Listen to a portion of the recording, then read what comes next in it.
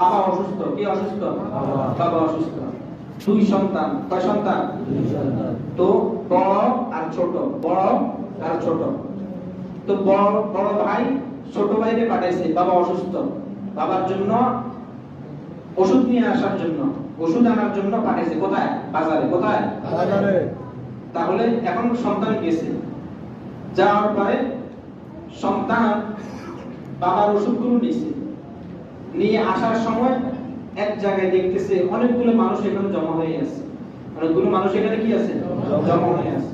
এখন এখানে অনেকগুলো মানুষ কেন জমা হয়ে আছে? একটু কৌতূহল। হ্যাঁ, ভিতরে গেছে, যাই দেখতেছি এখানে খেলা হইতেছে। কি হইতেছে? খেলা হইতেছে।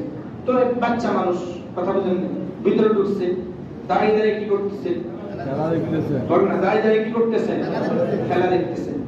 এখন এই সন্তানকে পাঠাইছে কেন? ওষুধের জন্য। কার? বাবার ওষুধ নেওয়ার জন্য পাঠাইছে। এখন সন্তান কি করতেছে? খেলা দেখতেছে। এখন বাইরের দিক থেকে চিন্তা করতেছে, তারা ওষুধ দিয়ে যে পাঠাইছি সে কই? কথা বুঝেন না?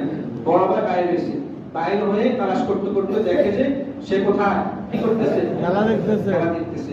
এখন তার মাথার মধ্যে হালকা করে বড় ভাই একটা থাপড় দিচ্ছে। কথা বুঝেন নাই? কেন দিছে? কেন? খেলা খেলা দেখতেছে। এখন থাপড় খাইয়া তার হুঁশ ফিরে আসছে যে আমি তো আসছি কিসের জন্য? ওষুধের জন্য। কি নেওয়ার জন্য? এখন আমি কি করছি? ভুলে গেছি। বলেন না, কিসের কারণে? কিসের কারণে? আল্লাহ তাআলা আমাদেরকে পাঠিয়েছেন কেন? বলেন না, আমার জান্নাতের বাড়ি কি করার জন্য?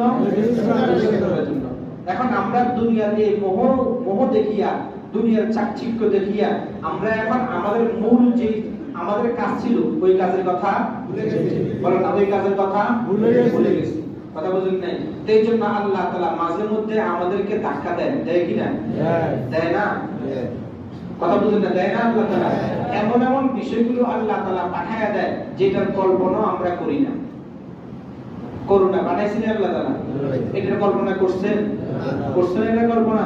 করেন নাই। আবার মাঝে মাঝে দেখেন না একটু না ছাড়া দেয়, দেখেন না? দেয়নি না ছাড়া। আল্লাহ তাআলা একটু ধাক্কা দিতেছে আর কি। কিসের জন্য? বান্দা তোরে পাঠাইছি দুনিয়াতে কেন? পাঠাইছি কেন? জান্নাতি বাড়ি রেজিস্ট্রি করার জন্য।